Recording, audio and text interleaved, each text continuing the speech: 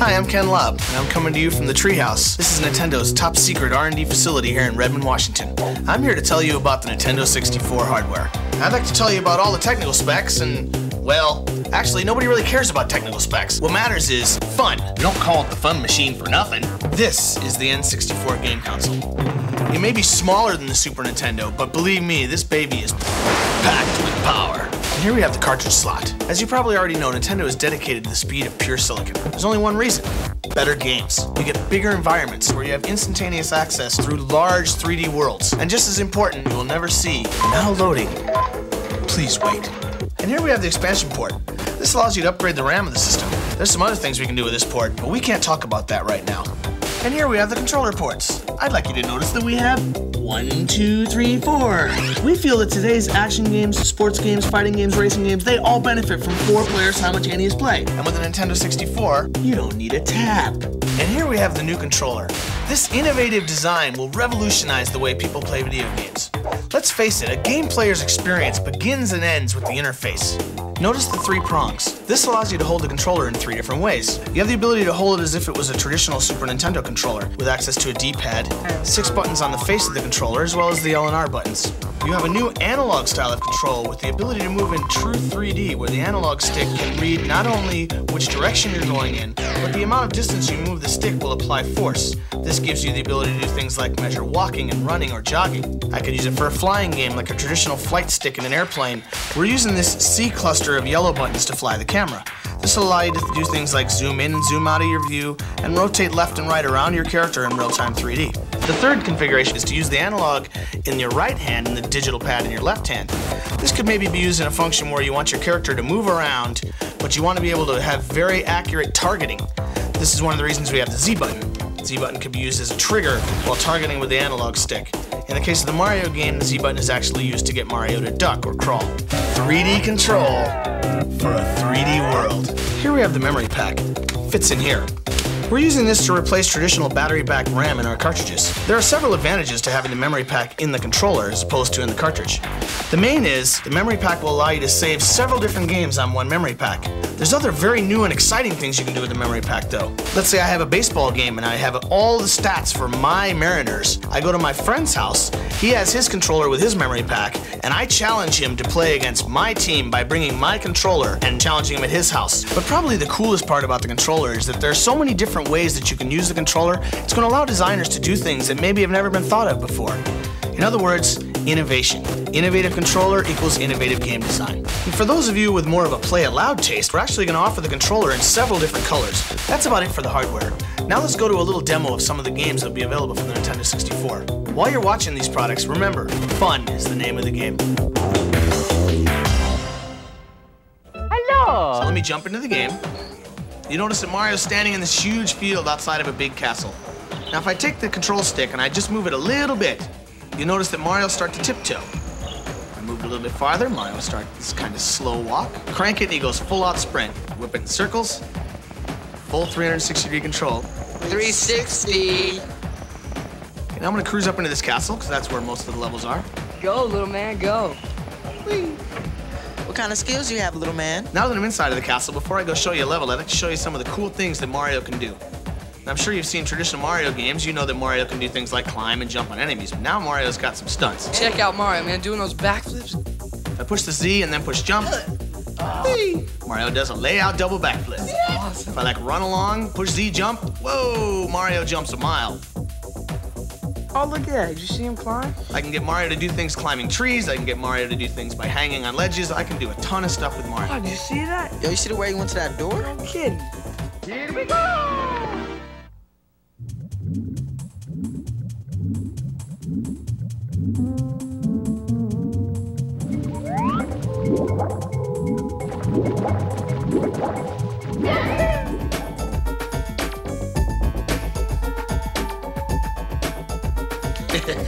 Control stick is cool. It actually allows full 360-degree control. Okay, so I'm gonna cruise along here and jump into this picture. Oops. Hey, how'd you do that? Actually, it was pretty hard. We had a bunch of R&D guys with busted heads. This this level's kind of cool because there's swimming levels in the game, there's snow levels, there's other stuff. This level actually involves swimming as well as kind of some traditional platform stuff. However, now it's all happening in a 3D world. That's awesome.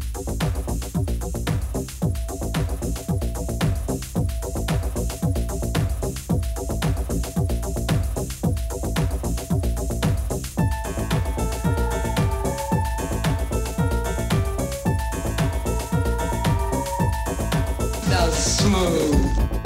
There's one other cool area I'd like to show you in the game before we move on to the other products. And that's Bowser.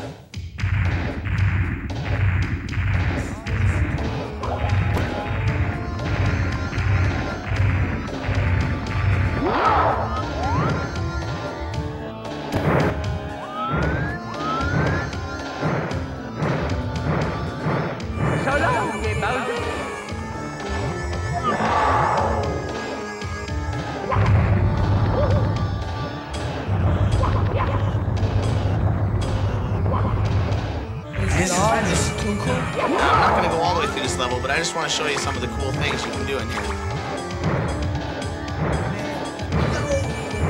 Give him a toss, man. He ain't nothing.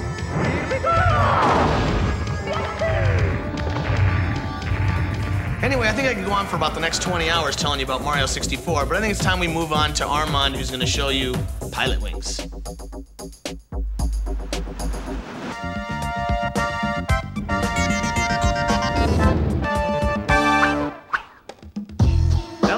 Playing Mario and done a crash course in Techno Babble 101, it's time to talk fun.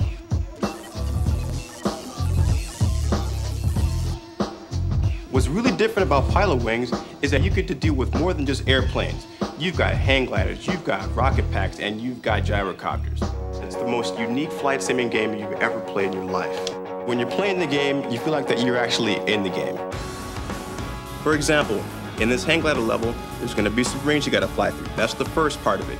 Now you got to be sure that you're making yourself steer really steady because the mountains are in close, okay? Now when you go through all the rings, make sure that you pull the joystick down to swoop your plane upward. Swoop just like that, just like that. When you're going in for the landing, you want to use your A button, or commonly known as the blue button. Use it to slow down speed if you're going too fast. Come in for the landing, and it's an A+ if you hit it right. Yo, this is unreal.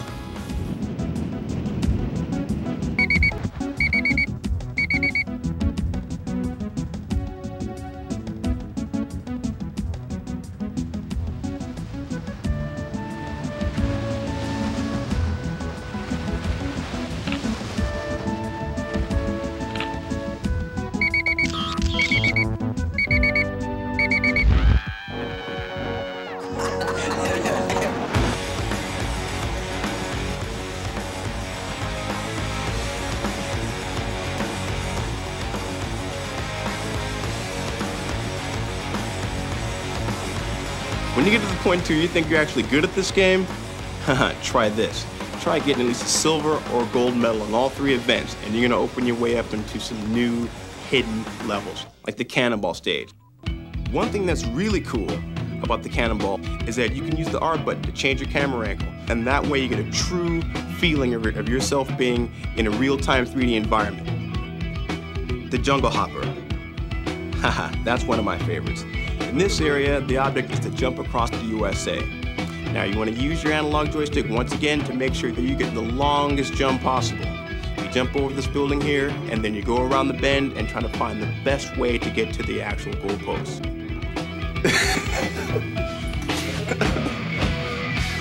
You've still got one more game to play. Shadows of the Empire.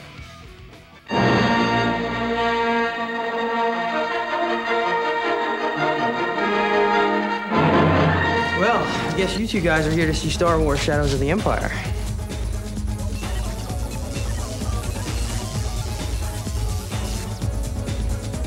I guess I'll cut to the chase and get right to the game, which is my favorite part. One of the really unique things about Star Wars is that there are several different game types in this game, actually. You fly a snowspeeder over the ice world, you're a guy in a corridor in a maze type level. There he is. You actually fly in a spaceship. You do ride a swoop bike, which is kind of like a big speeder bike across the land. And one of the coolest parts in the game that I really like is these big walker guys.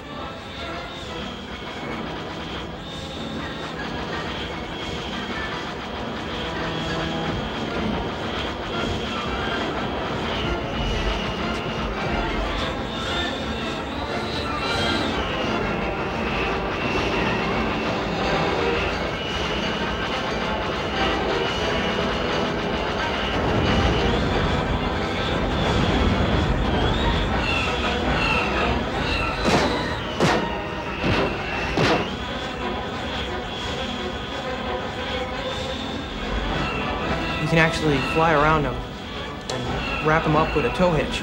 And you can circle them just like in the movie. And then you can trip them up. Love that part.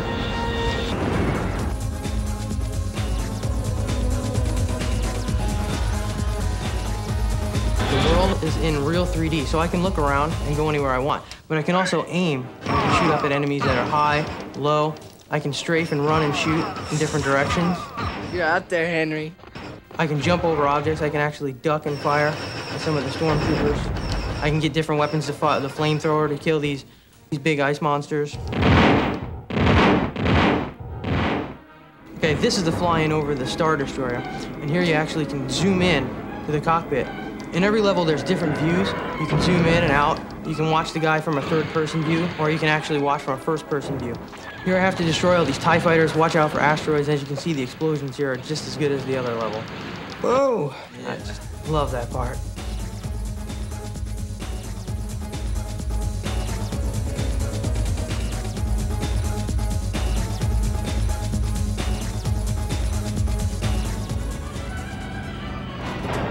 Here's the swoop bike level. See, I'm chasing this gang inside the town. See how fast it gets. I can zoom out and look in a third-person view. See, I can see all the walls. I gotta try and bump them and stop them from getting to loot. I really like how fast this level moves. It's pretty overwhelming at first when you're inside the narrow confines of the town, but you get out later on and you actually get out onto the desert and you go over the Sarlacc pits and you have to do the jumps and go through the canyon. Insane. Here I can go anywhere I want and look at things. I can search the walls and stuff and find hidden items.